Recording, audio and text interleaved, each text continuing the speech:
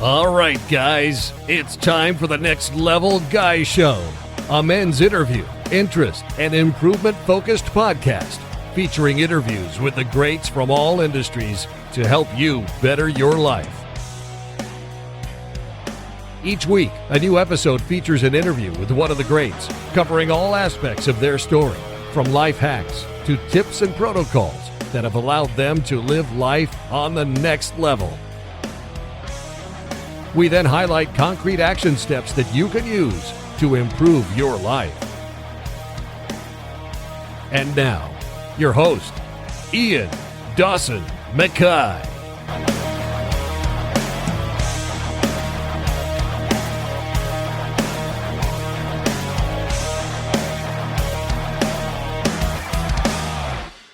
And today's guest is Kenny Florian. Kenny is a true legend in the martial arts sphere. His bio is immense. 3 times World UFC title contender in 2 weight classes. 4th degree black belt in Brazilian Jiu Jitsu. He's a mixed martial artist and a Muay Thai expert. He's the creator of the kennyflorian.martialarts.com website. He's a co-founder and owner of Florian Martial Arts Center in Brookline, MMA, USA. He's an analyst and commentator for the Professional Fighters League on ESPN. He's a co-host of the BattleBots on Discovery Channel. He's a professional Jiu Jitsu commentator and a graduate of Boston College. And in today's episode, we discuss how to live the warrior's lifestyle. And now, let's get to the interview. Well, thank you so much for coming on. I've been a major star of yours from dusk to dawn. I found you during The Ultimate Fighter originally, when I started getting to the UFC, but I've been a fan since you've been commentating. Your YouTube channel is amazing. But for people who maybe don't recognize the name, and there'll be a few living under a rock probably, how would you introduce yourself? How would you give the example? Because you've done the full cycle of fighting. How would you describe who you are and why you're a legend?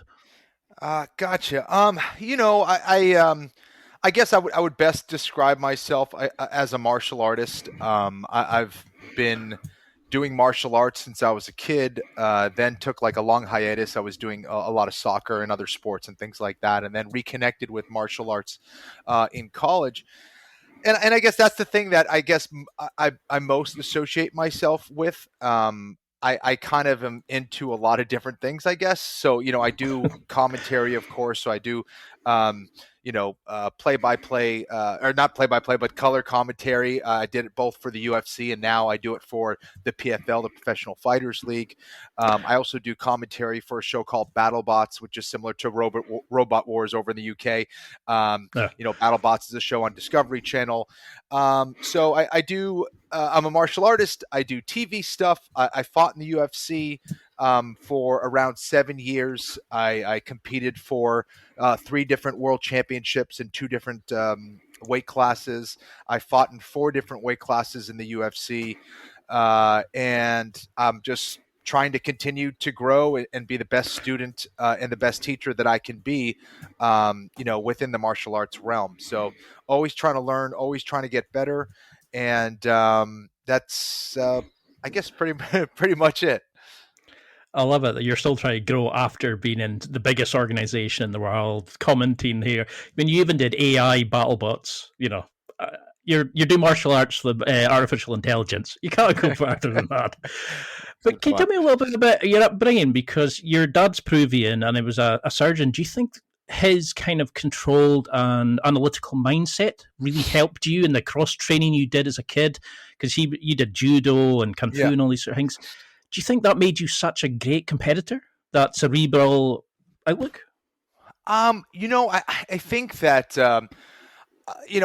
I didn't see him a whole lot because he was working so much, but I think that the main thing that I got from him was work ethic and belief in yourself. Those are the 2 things that he used to talk about a lot. My dad worked very hard at his job. He was always away from home pretty much. He was up early and back home late. He was a very busy guy. So he was a chest surgeon. So he did everything from the lungs to the heart to everything in there. So, that takes obviously a tremendous amount of work ethic and hard work, especially as someone who came from Peru. to break into the United States and establish himself as a top surgeon, was a very difficult thing, especially back then in the 60s and 70s. So, and he said, I remember he told me a story about how he was trying to get into a residency program initially from Peru. And they told him that they had already picked who they were going to have as residents. And he went to the United States anyway to have an interview. And they're like, well, you can if you want, if you want to come by, that's fine. But we already picked the people that we have. And he was very persistent, and he went there and he proved himself, and they took him on as another resident. So I remember him just, talking about being an optimist, believing yourself, and having the work ethic to back it up. And eventually said, people are going to, take notice and you'll be successful, but it's never an easy journey, and you got to fight for what you want. And those are kind of the main takeaways that I got from my dad. I love it. I mean, it's because you said initially you got into martial arts because you felt a warrior's calling, like the lifestyle. Do you think that's part of it, is that you were seeing that from your parents, that kind of, we're going to fight, we're going to compete for whatever, you were not giving up? Or, you said, I think it was on Chewy's podcast, you said that when Dana originally asked you to come on The Ultimate Fighter, you were like, nah, I'm just doing this for fun. And then you wanted to do it. I mean, I love that. Like, nah, this is just for me. I'm turning down millions and all. But what changed there? What did you think? You said, I think it was, you wanted to challenge yourself. Was it just about you and your own self? Yeah, it was a couple things. It's hard for me to really pinpoint where it comes from, but I felt like it came from somewhere pretty deep inside. I think that as a kid, I actually suffered from a lot of anxiety and a lot of fear. And anytime I did martial arts as a kid, I felt like there was a certain connection there that was kind of spiritual like. And I felt like nothing else existed in the world. And I felt a certain amount of that when I was playing soccer.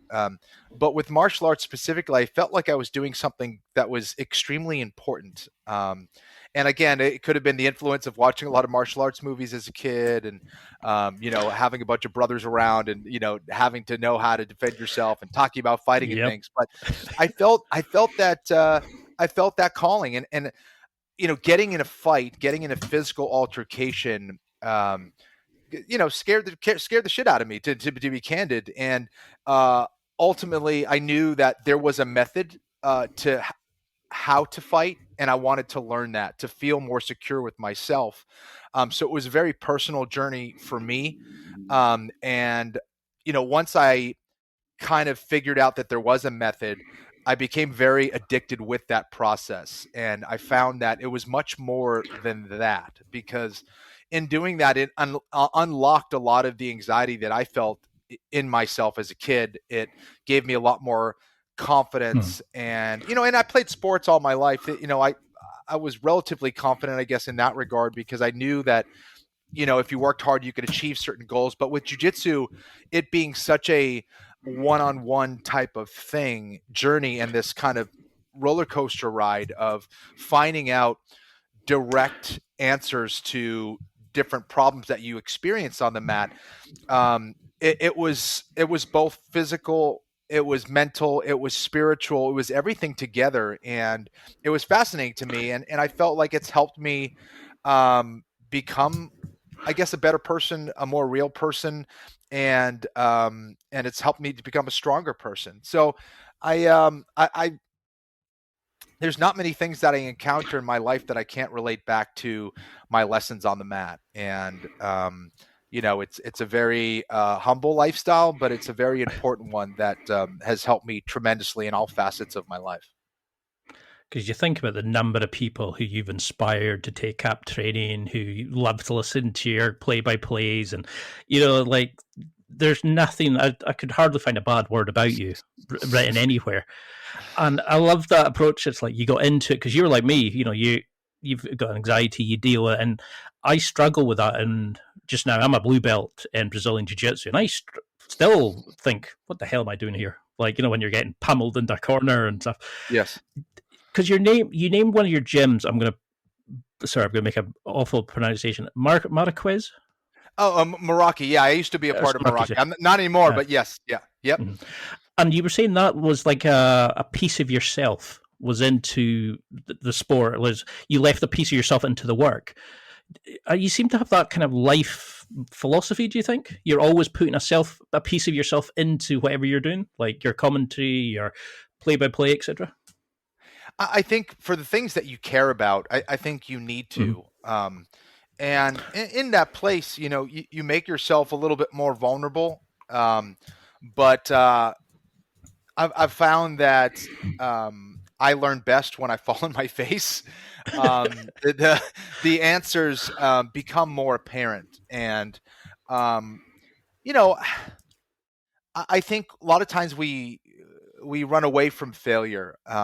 We are so scared of failure, and actually, in running away from failure, we actually run away further from success as well. And we live in this kind of medium zone where we become very average because that's the safe place to be. And I think that's a very dangerous thing in a lot of ways, because how can we elevate our lives? How can we elevate our communities? How can we elevate the world if everyone is just trying to be average? And I think there's a lot of lessons to be learned from exceptional individuals. I try to learn as much as I can from exceptional individuals and see where I need to fill in those gaps and what can I do to achieve some of what they achieved, or how to get there. And it's extremely important to surround yourselves around positive people and people that are doing good and important things at a high level, because there's so many lessons to be learned. So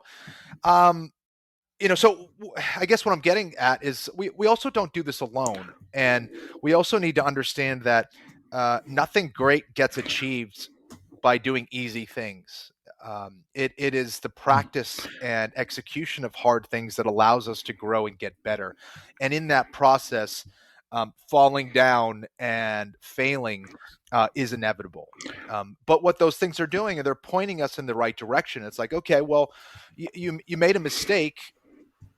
Why did that mistake happen?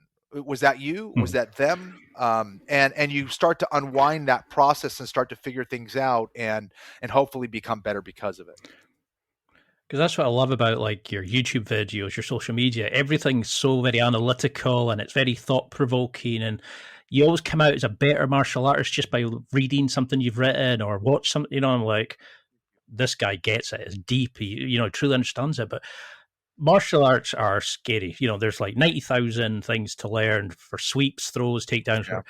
Do you go from the Kit Dale, learn the concepts? Do you do the Gordon Ryan, like, I don't know, like the super techniques he does? Or do you follow the Roger Gracie approach and go, basics is best, I'll become an expert in the basics? How do you learn jiu-jitsu? What would you recommend somebody, their approach to learning? Yeah, it's an interesting question because I'm not sure I have the answer necessarily, to be honest. I think that I've seen a lot of people take those three approaches and more and become very successful practitioners. So I think it comes down to how the individual learns best.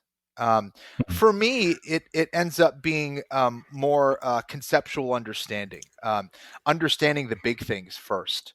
I think when you understand the big things first, you can still be very successful and then dial in the little things. But I think about, I was actually having a discussion with someone who is a high level weapons expert. And he was saying that, hey, listen, fundamentals. Well, what do the fundamentals mean? I don't even understand what the fundamentals mean. So when people talk about fundamentals, I don't really get that.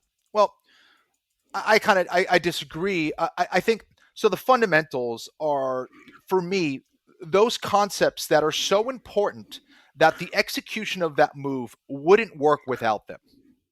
Right? It's like everyone gets tied into little specific grips and this and that, but the reality is if the move can be done with this grip, this grip, this grip, this grip, is it the grip, or is it there's something else in mind? So I always think about, what are the big things? What are the main things that I need to be aware of? Let's tackle that first.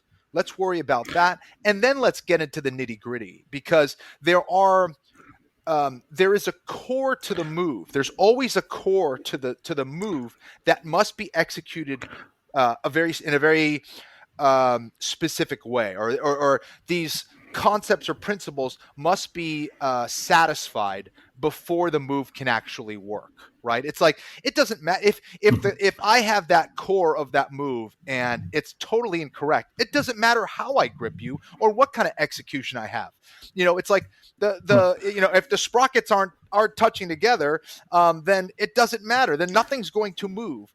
So it doesn't matter about the stuff on the outside, on the periphery. So I think finding what those core concepts are first and getting the handle on that, I think makes things a lot easier. And for me, it also becomes way easier for me to understand. I mean, imagine memorizing thousands of techniques. Like I have a pretty decent memory, but to memorize thousands and thousands and thousands of techniques, that's very difficult for anybody. Or I can get a concept that applies to thousands of techniques. I think it's way easier to understand a concept, right, that applies to many different things than it is to memorize all these techniques. Now, that said, there are a lot of individuals that learn extremely well with a bunch of techniques. Guys have great memories. Guys have great athletic abilities where, they do it once and their body just completely knows what they need to do. For me, before I get really comfortable, it needs to be in here. If it's not in here, I'm okay. Once it's in here, I'm pretty good for the most part. I just need it here, and then I just need to hammer it home as far as execution, my body, and sensitivity. But for whatever reason, I need to understand what I need to do here before I could do anything with my body. Because I used to do that. I would say, put it on me, because I needed to feel where the pressure was or how it was applied, or where was the point you go, yeah, I fucked up. I'm in trouble now, Yes. Is that do you think that's how you learned space repetition, kind of like needing to feel the pressure points? Is that the way that you would typically approach something of training in the gym? Or, do you focus strengths and weaknesses? How would you break it down? Yeah, absolutely. I think, understanding understanding happens a lot with our feel, right? It's like, okay, well, feel what? Feel, whether you're sad or mad or angry. No, feel where are they controlling your body? What are they doing with their legs? What are they doing with their arms? What are they doing with their overall position? How are they angled? What is their connection to the floor? Now, let's reverse it. What are you doing with all those things? What is your connection to the floor? How is your stability? Are you set up to go in this direction? Are you set up to go in that direction? How are you placing your weight? Where is your weight? Why is your weight there? What space is available? How do I occupy that space? So it's all those things take a certain amount of feel, and not only visually you need to understand like what's happening, but if you just close your eyes and you feel the position, you feel where they're controlling you, you then can kind of untie those knots, if that makes sense. So I think feel is one of the best indicators, and is typically never lying to you. So we just need to understand, like, that's kind of the truth of the position is what the feel is. Now you got to untie, exactly what that means and where you need to go. But that's the beginning of that understanding. But I think a lot of it really comes down to feel. No, it's a great answer, because when I first started, I was thinking, why can't I sweep this guy? I'm doing the exact same scissor sweep everybody else, and it's like, oh, you've got to pull them forward. Oh, you've got to feel their weight coming. And I was like, yeah. Oh, and it blew my mind. I was doing the movement, not a clue what I was doing. I was all over the shop. And I mean, I think you kind of have well known for making these amazing game plans and really sort of feeling out people, and you look to control their pace and their aggression and things like that. How do you build that feel? How do you get so good at it? Because you were knocking people out, you were passing guards like it was nothing. How do you get that intuition even? Yeah, that's a good question. I certainly wasn't perfect by any means. I made a lot of mistakes, both tactically, strategically. Those things are important, though. For the most part, I tried to figure out ways to defeat people, and I was relatively successful. But for my game, but I think you need to understand two things. I guess to make it simple, you need to understand yourself, and you need to understand your opponent. What are your strengths and weaknesses, and what are their strengths and weaknesses? And there can't be any lies there, right? There can be no lies detected. You have to be extremely honest with yourself. If you're not, you're going to get exposed, right? And you might just get exposed anyway. But having a very real gauge on what your skills are, what your strengths and weaknesses are, allows you to formulate those game plans. So, again, this is not original, right? By me, Sun Tzu's talked about, understand yourself, understand your enemy, and it is so true. It's extremely important. So, what I would do would be to spar a lot, and I would watch a lot of fights, whether it's jiu-jitsu, wrestling, but mainly it was Muay Thai and mixed martial arts. I would watch a tremendous amount of kickboxing, Muay Thai, and mixed martial arts. And that would give me kind of different ideas, different approaches, recognize patterns, see what's successful, see what's not successful, and even see people that were, winning fights, but also not being efficient. So I think at the core, in my approach, is efficiency. How can I be most efficient? And in some cases, efficiency, and this is going to be kind of counterintuitive, I guess, a little bit. In some cases, efficiency means actually trying to take them out as quickly as possible when I have that ability. I tried to be, when I got my certain positions, I tried to be as aggressive as possible to try to overwhelm and take them out immediately. If I didn't, I always thought that if I had a great position or if I had the ability to finish a fight in that moment, if I didn't go for it, that I would only allow my opponent to survive that round and then give them another chance to kill me. Why would I give him that chance? If I had the opportunity to finish my opponent, I was going to go for it. I didn't always do it, but I was gonna make damn sure that I gave it my best to try to take them out in that time. Because when you have that position, why would I allow my opponent to survive? I did have to be in the best shape possible, so I could, bring that fuel to those moments in the fight. But so, so it's important that we understand when to step on the gas and when not to. It's important that I need to pace myself and also find those ways where I can be more efficient and more effective than my opponent. I also don't want to go for the kill and open myself up to an attack. So I tried to view things more in terms of options that I have and options that my opponent has. Offense and defense, I think, is a simplistic way of looking at the fight game in general. And I guess across all different modalities, because offense and defense, like, I don't know, how do we describe those things? And is offense always offense? It's like, oh, you're on top. You may have an advantageous position against another blue belt, but you go against another black belt and you feel like you're defending the whole time. There's certain guys where you're in mount and you feel like you can't even do anything, like you're actually defending the position and they're actually escaping. So, every day. I don't like, you know what I mean? So I don't like thinking of it in terms of offense and defense. I like thinking of it in terms of options that you have and options that they have. How do I maximize my options and how do I minimize the options of my opponent? And if we could start from there and kind of take a first principles approach, then, hopefully we can come up with some good stuff. Because I've listened to a lot of your interviews, and I remember you were talking about how you like to watch a lot of the fights and the, sporting highlights to kind of learn from it. What do you see the similarities in all these top competitors? The ones who kind of are like blowing away the masses, the guys who shouldn't be great fighters but just seem to be natural. Do you see something in the way they approach their training, their behaviors, just their general attitudes that makes them so good?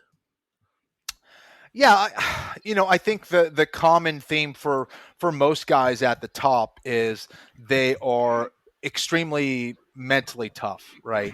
They are physically very tough. They are very durable and strong mentally and physically. They're going to continue to press forward no matter what. So if that's the case, then like technically we need to find something that can defeat those guys, right? Because you need to be technically superior to those guys that are going to come forward. You just need to be outright better than them. And that's not easy in this day and age, right? Because guys are learning the game. They're learning from all previous fights. The training is getting better. Coaches are getting smarter. Training camps are getting better as far as how to approach that. And, I see that there's way more better fighters today, I think, than there were back when I was fighting. People are figuring it out. They're figuring out ways to get better and improve. So like the elite guys, I see it sometimes, but I still see a lack of evolution in some ways amongst the elite guys. Take Alexander Volkanovski, for example. How many champions do you see that continually get better? I don't see a lot. Like, it doesn't mean they're not good fighters. They're great fighters, don't get me wrong.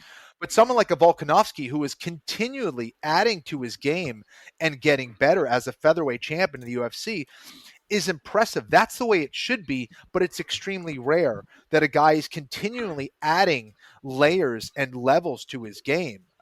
Offensively, defensively, it's impressive to watch. So that is what makes someone very rare, and unique, is that individual who can also hit and not get hit, who can go out there and be aggressive, be efficient and effective without taking a lot of damage. That to me is the sign of a master, someone who has a certain mastery over the martial arts, right? It's anybody can go in there and fight and not give up and be tough and all that stuff. Maybe not anybody, but any tough guy can do that. But to be efficient, effective, and not take damage is another thing altogether. Like that person knows something and is executing something that other people just are not. And that I think is special. And that's what, I try to chase with my martial arts if I can.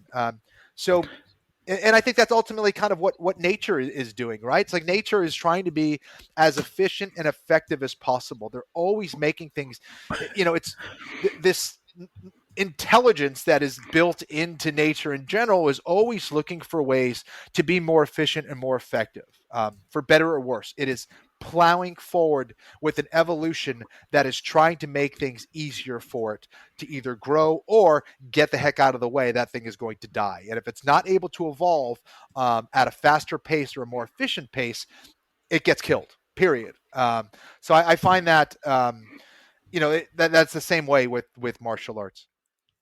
I love the way you look at stuff. It's like I could listen to you chat for hours. Like, well, I have because I've been on your podcast. But I think it was Bruce Lee that said, like, martial arts need to see the world with fresh eyes always. They can't just, like you were saying, just rest on the laurels of that worked, I'll stay to there, and always going out and trying to change. And do you think that's like where the top guys are doing? They're kind of always going, how can I improve? How can I evolve?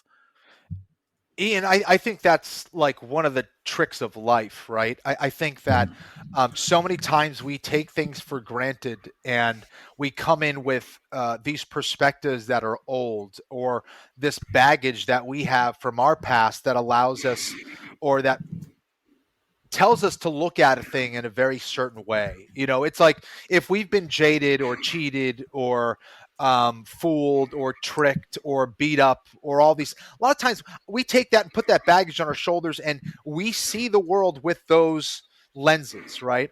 The big goal, and Jiddu Krishnamurti, who I know was a big influence for Bruce Lee as well, great philosopher, used to say that it's so important to look at the world with fresh eyes. That's what allows us to think differently and be creative and not just see things in the same manner over and over and over again. I think that's the value of meditation as well.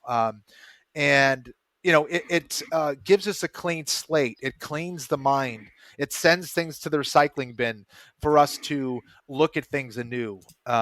Because I mean, there's so many times where we're judging people or ideas or positions in jiu-jitsu and thinking that, oh, this is the way that it's done. But the reality is no one has the corner or the market on intelligence, right? Like we are the best coaches that we have. If you're lucky, you get great mentorship and great teaching, which I've been lucky enough to get from a variety of sources. And that helps a lot. But then understanding that you can go further and you can see things differently, that helps you see it in a different way, that maybe gives you a little more oomph here or a little more oomph there.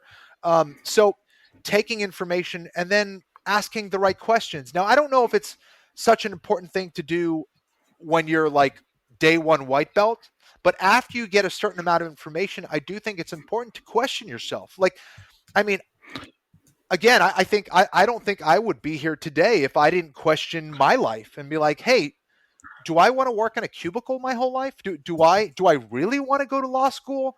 Or do I want to chase this thing that I love called martial arts, even though everyone tells me I'll never do anything with it. I'll never make any money. I'll never make a life out of it. Like, you have to be able to separate yourself from everybody else and say, all right, is this what I want? If that's what I want, I'm going to do it. Now, how do I do it? And how do I get the best information? Now, how do I question myself and question your approach from sparring and training and fighting, and do it over and over and over again to try to find the best answer possible? And it's a lot of work, but this is truly living. It's like, see it with a fresh perspective all the time, and you're going to find, some nice gold nuggets here and there.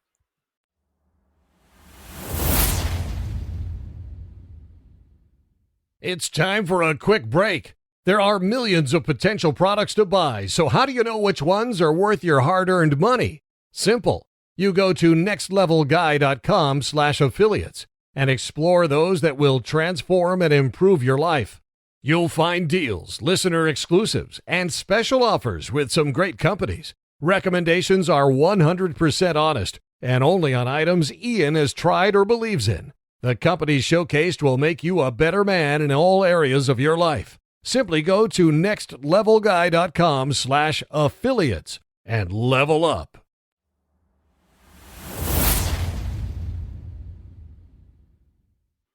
So how do you, I love these kind of answers, but how do you get to that point where you can ask yourself questions, you can let your ego go, you can just keep it calm when life's just throwing shit at you and everything's going crazy? How can you go in and learn and just approach it with fresh eyes, do you think? Because they say competing's a skill you have to learn yourself. Yes. And I suffered from anxiety, depression, things like that. And the thought of going and competing, you get the imposter syndrome. You start thinking, well, if I'm terrible and everybody laughs, and, you talk yourself out of it. Do you think everybody needs to compete? Do you think everybody needs that kind of, to put yourself in that and learn fight or flight kind of method? Or I think that chaos always finds us no matter what. Life will throw things at us much more difficult than anything I think we will experience on the mat in some ways. There's no place for us to hide where we just think things are going to be easy. And I don't think we're meant to live as hermits and separate ourselves from the rest of the world, even though there's times where I want to do that. But I think that,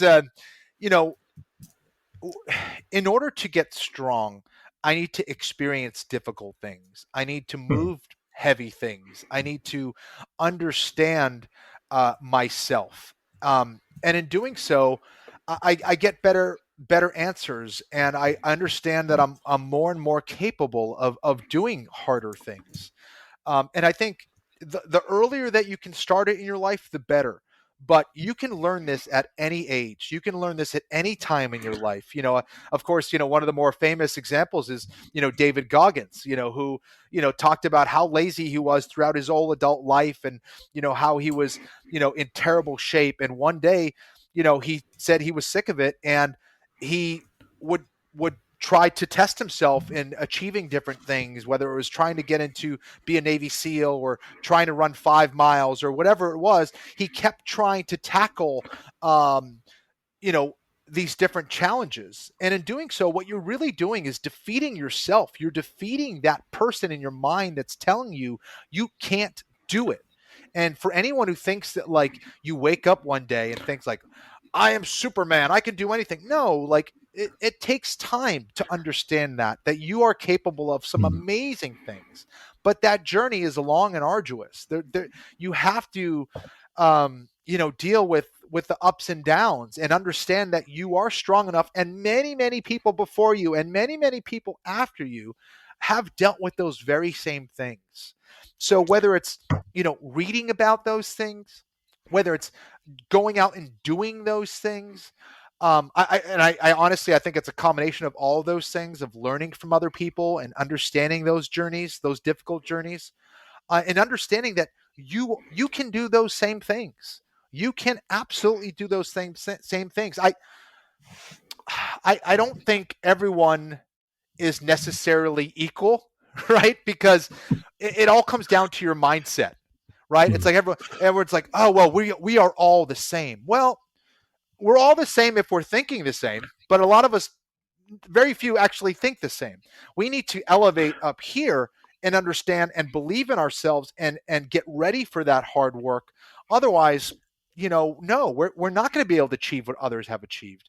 And it's like, how many Michael Jordans are there? How many great athletes like that are there? But doesn't mean you can't achieve great things. You just may not be in the right sport or in the right area of your specific strengths and weaknesses. So I think that it very much starts with the mind, and it continues with the mind. You have to continually understand that all of those efforts that you're making is forward progress, even if you're falling down or taking a couple steps back.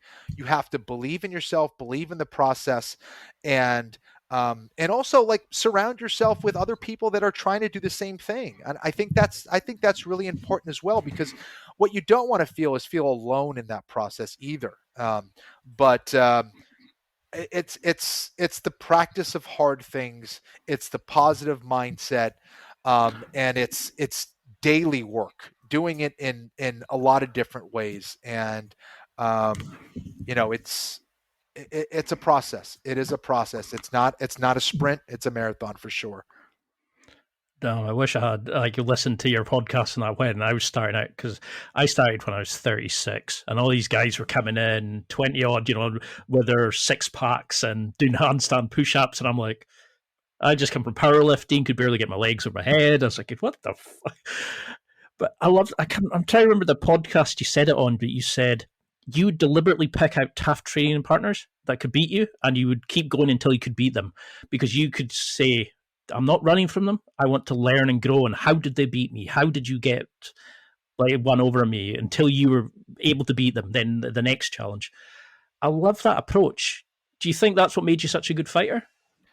I definitely think it helped. And I would even try to play their games a lot too. I would even try to go into their strengths. And I still try to do that because training it's there for me to get better. It's not there for me to, hey, look how great I am. I am a good martial arts practitioner. I am trying to be as good as I possibly can be, but I'm not competing anymore.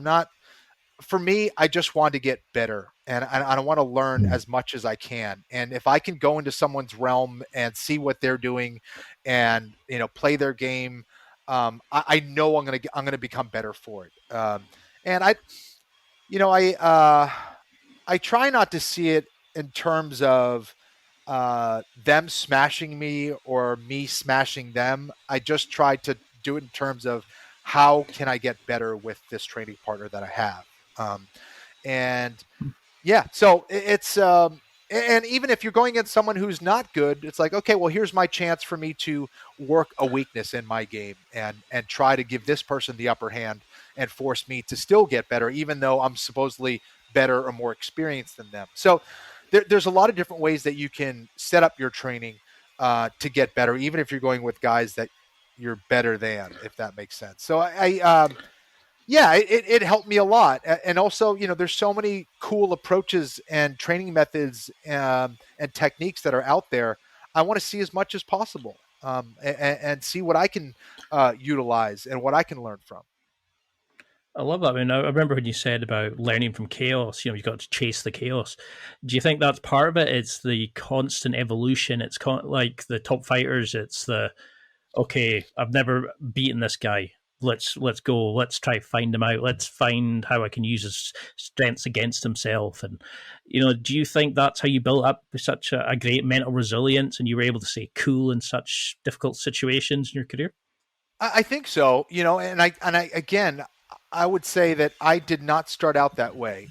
For my early fights, I think I did, just because it was local and I was comfortable in that environment. But I mean, my Ultimate Fighter finale, I found out the hard way that I was not mentally prepared or spiritually prepared for a mixed martial arts fight at a high level with everyone watching. I had a lot of mental work to do, and a lot of physical and technical work to do, and that all bubbled up on fight night, and I felt like I was just a deer in the headlights. And so I knew I had to work on that. I knew I couldn't run away from that, and I knew I needed to experience as much chaos and as much pressure as possible. And sometimes you think you are until you realize there's more levels and there's more for you to see. Like, I remember for the BJ Penn fight, I only had my two main sparring partners was my Muay Thai coach and my brother Keith. Like, those were my main sparring partners.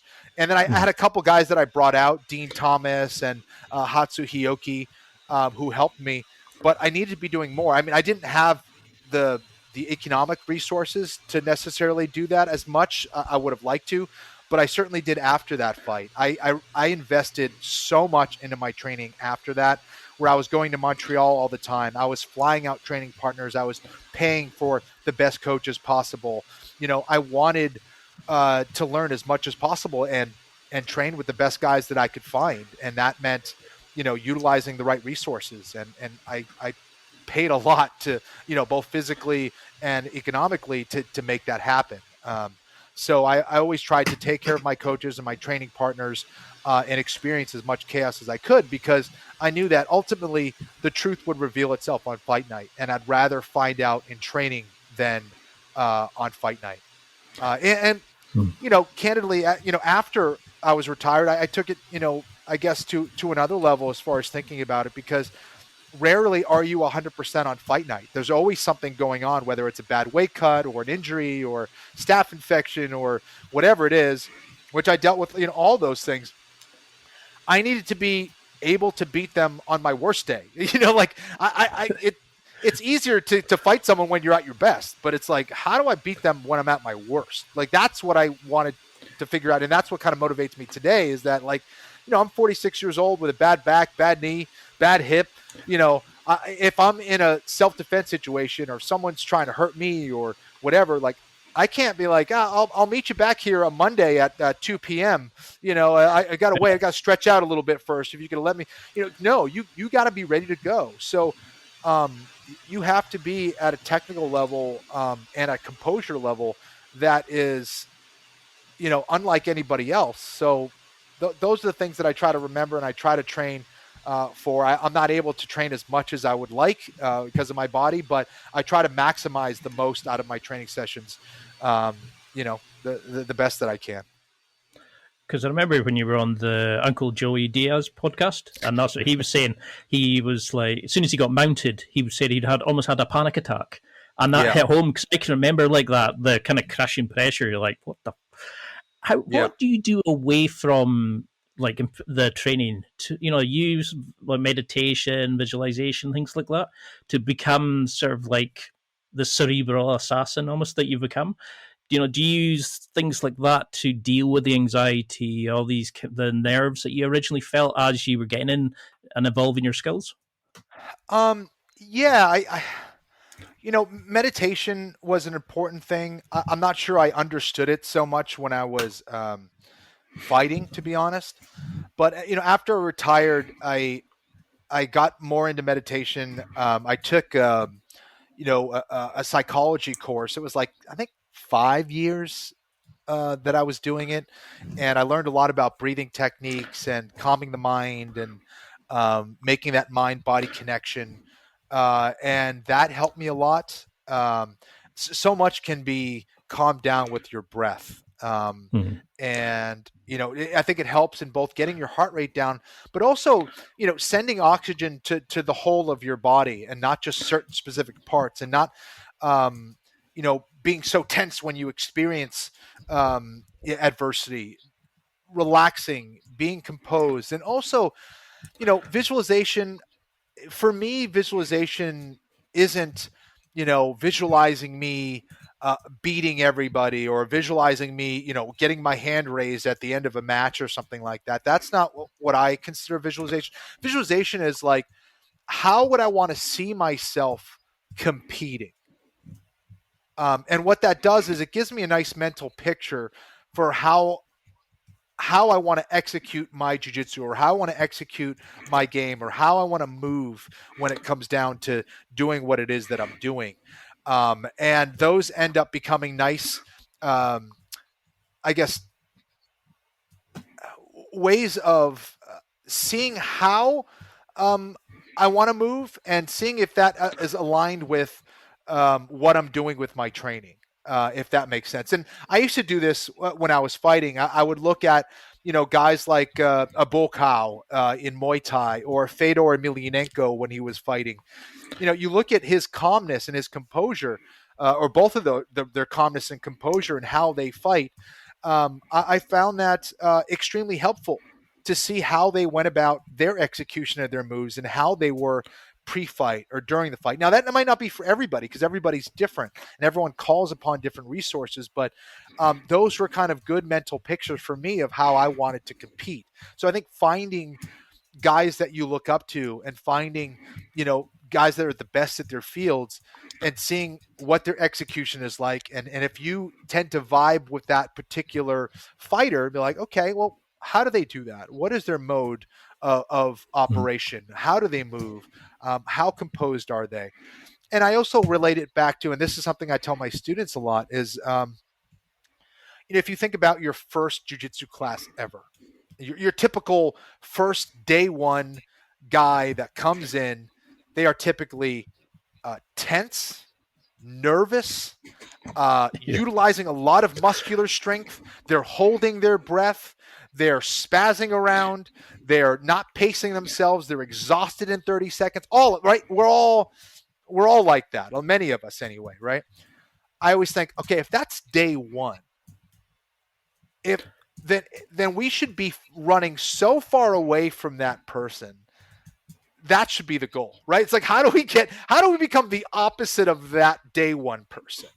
How do we become calm, the opposite of tense and spazzy?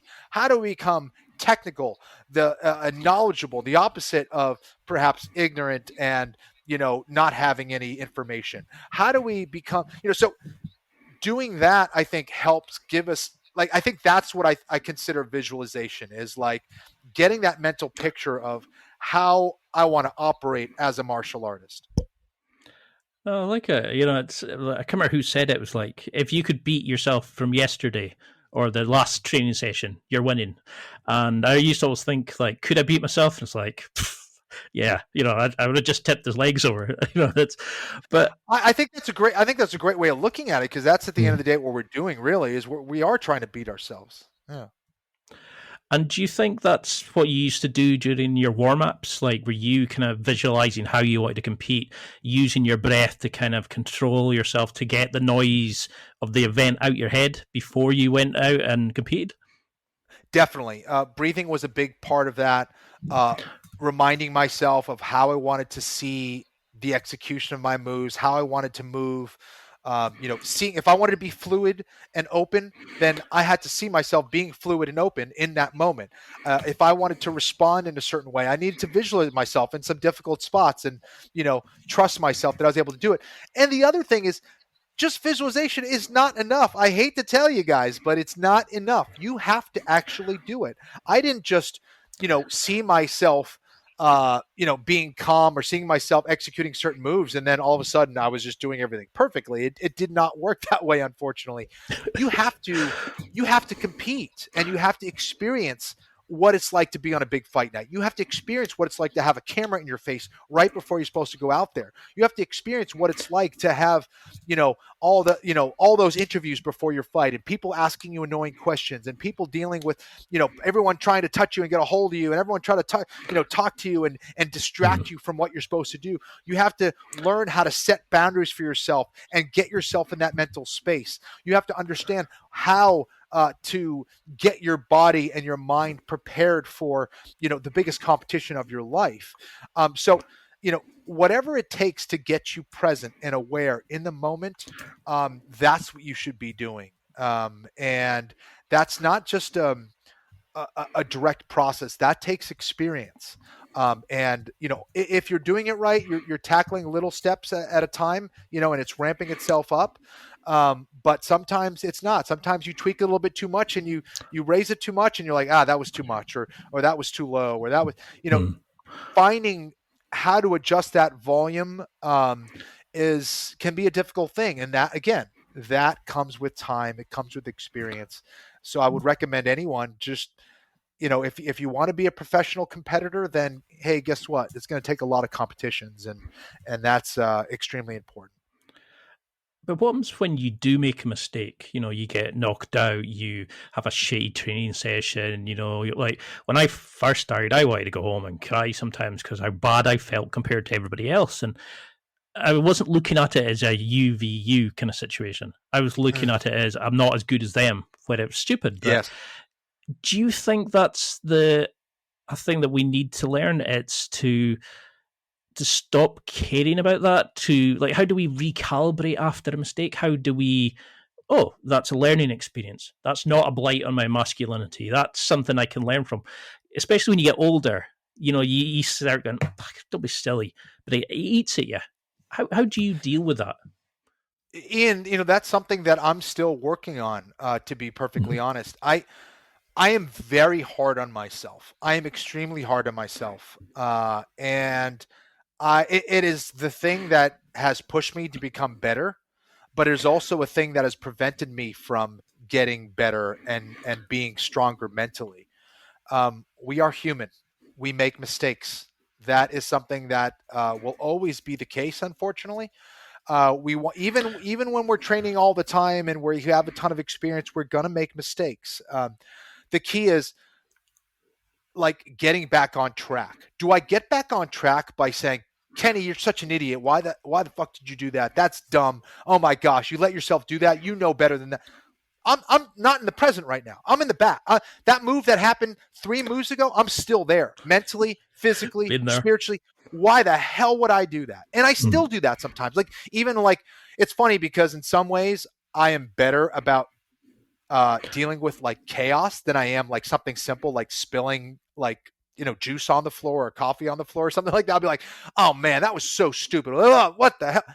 Those things happen. Like, relax. It's fine. It's going to be okay. And I need to remind myself of those things. So it's understanding that in a variety of ways. So I'm trying to learn that in all aspects of my life, because if you're like that in one aspect of your life, you're most likely going to be like that in all aspects of your life. Now, if we want to go deeper, why is that? Well, maybe it's the way that you were raised. Maybe it's the people that were around you that, if you're critical of yourself, you're probably critical because you were criticized, whether it's your family, whether it was school, whether it was something. And what you're doing is you're bringing in something old that is not true. The reality is we are human and we try to do things. And when you're doing things, you make mistakes in those things sometimes. And it's important for us to get back on track.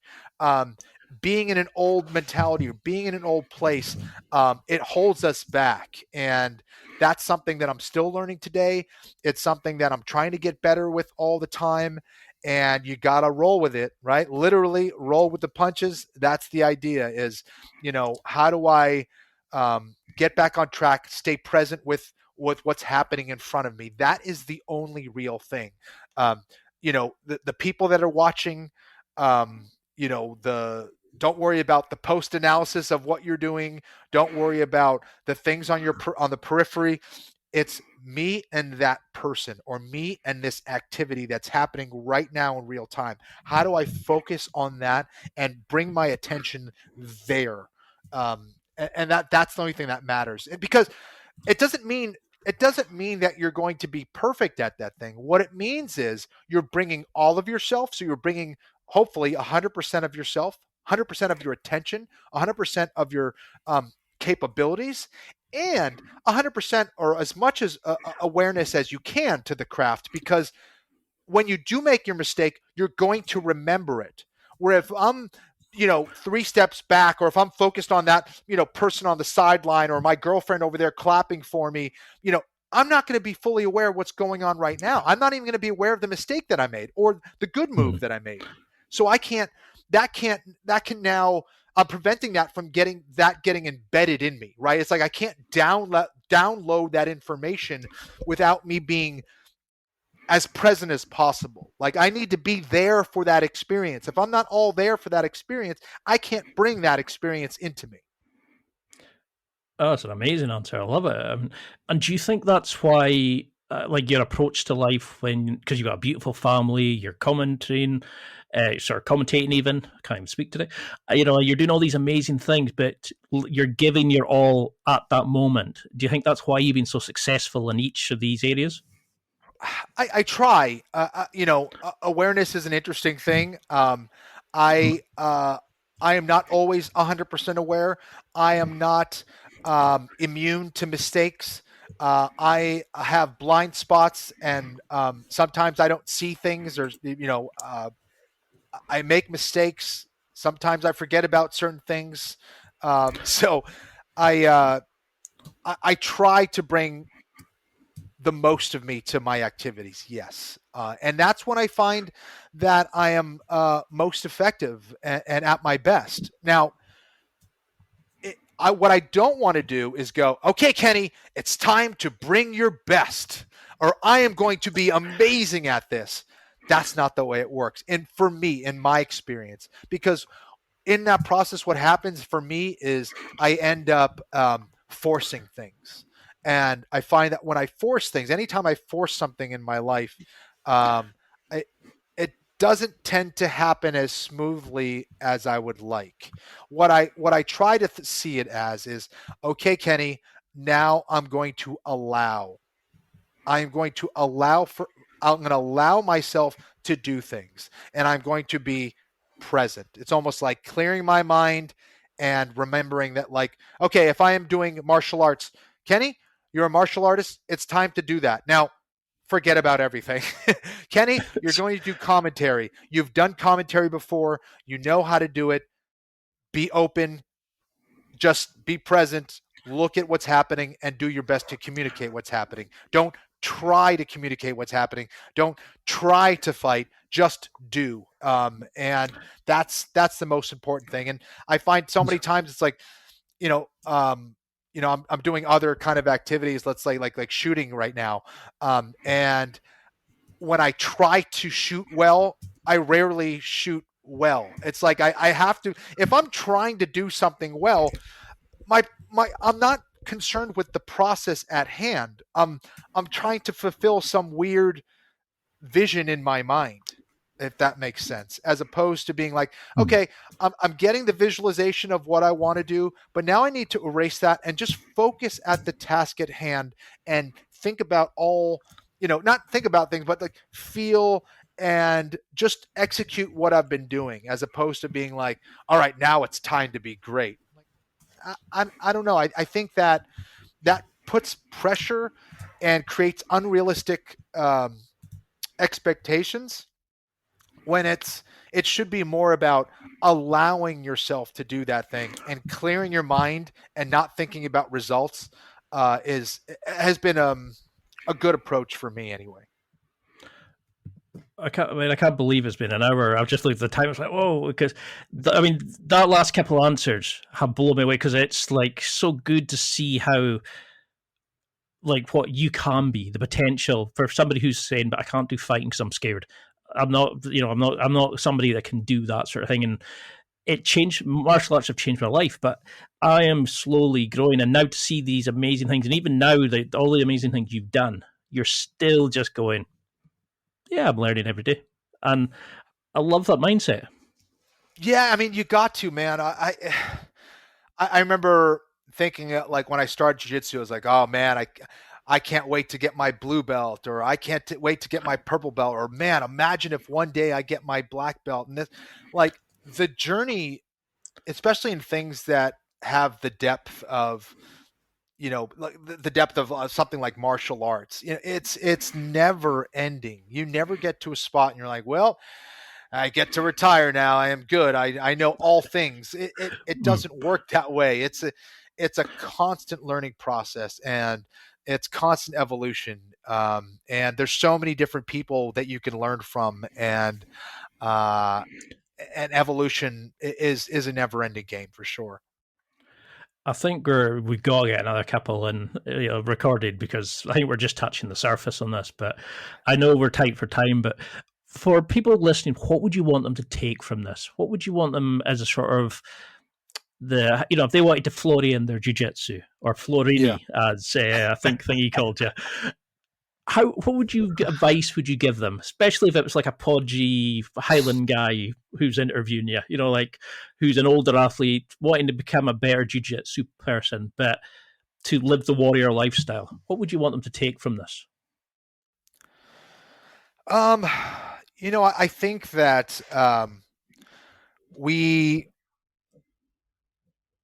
we have certain perspectives and certain mindsets that we've just had for so long, and we take it as like gospel. We think that is the way, and that is the only way. The reality is that we can transform ourselves in a variety of ways, and I think having that faith is super important, that you can transform yourself, but also understanding that it's going to take some time, and you don't have to tackle it all at once either. Um, get those little wins, get those little battles, struggle, adjust, understand, repeat, do it over and over again, and find that strength within yourself. And what you're going to realize over time is that you're a lot stronger than you thought you were. And I guess that in that process, you end up having to become a little bit more honest with yourself. I think we live in a day and age where we do have a lot of mental health issues, and that happens for a variety of reasons. It could happen because of the way that we were raised, the environment we were raised in. It can happen because we have false perceptions of the world and ourselves. It could happen from whatever struggles that we've had in our life, and us not living really in the present is what it comes down to. And when we can find that we actually have value and that we do have strengths, but in order to get to those strengths, we have to address the weaknesses, then we realize that is not just with our jiu-jitsu, or not just with our martial arts, but that is in all aspects of our lives. I don't have life all figured out. I have, blind spots. I have weaknesses. I have things that I need to work on as a human being all the time. And it is my practice that allows me to see those things. It is my interactions with, family, friends, strangers, that allows me to see those things and understand a little bit more about myself. And we have to see all of the things of ourselves, even the bad parts. And I think we tend to avoid those things, but those things are always there, and we need to continue to dig and find out what those things are, where they come from, and how I can address them in a variety of ways. So do that work, because I think we're losing a lot of people because of that. people are losing their sense of reality. They're losing, meaning in their life. And I don't like using happiness because happiness is elusive. That comes and goes. But not having meaning, I think, is way more dangerous. So find what you love, chase it, and don't be afraid of chaos and adversity. Those are the things that are going to make you. Those are the things that are going to strengthen you. So why be average? Why be average? Push yourself to be great. That's a beautiful answer, one of the best I've had to that question. And until we can get around to, and how can people keep in touch? How can we subscribe to your amazing YouTube channel? How can we find, how can we train with you? Have you got any more instructionals coming out? How can we keep in touch with the amazing journey that you're going on? Thanks so much, man. I am at Kenny Florian on social media. It's Twitter and Instagram. You guys can hit me up there. I try to, post things of what I'm doing, where I'm going. For the most part, you could get that there. You can also get that at Kenny, my instructional. I have an online Jiu Jitsu Instructional at kennyflorianmartialarts.com, where I talk about a lot of, conceptual stuff and just kind of big picture stuff that I hope will help people in the beginning of their journey. It's definitely can apply for people who are, been doing jiu-jitsu a long time as well. But I think it gives people a good outlook on how to approach jiu-jitsu and get some of the basics down to help their approach and understanding. So that's kennyflorianmartialarts.com.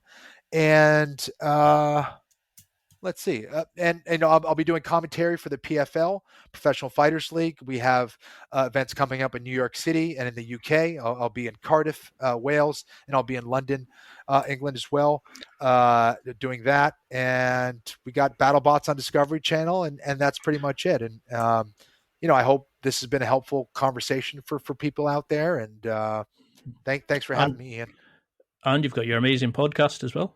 That's right. Oh my gosh. Yeah, exactly. Thank you for reminding me. I got my podcast with John Anik, the Anik and Florian podcast, which you can find on all platforms. We're also on YouTube. We'd love if you subscribe and give us some likes if you're interested. And I also have a YouTube channel as well, personally, where I go over a lot of different jiu-jitsu and mixed martial arts stuff for people who are interested there. So hit me up, subscribe, give me some likes, ask questions. I do my best to try to respond and interact. And if there's things that people want to see, I'll do my best to try to put it out there. So I'm the worst at promoting my stuff. So thank you, Ian, for reminding me.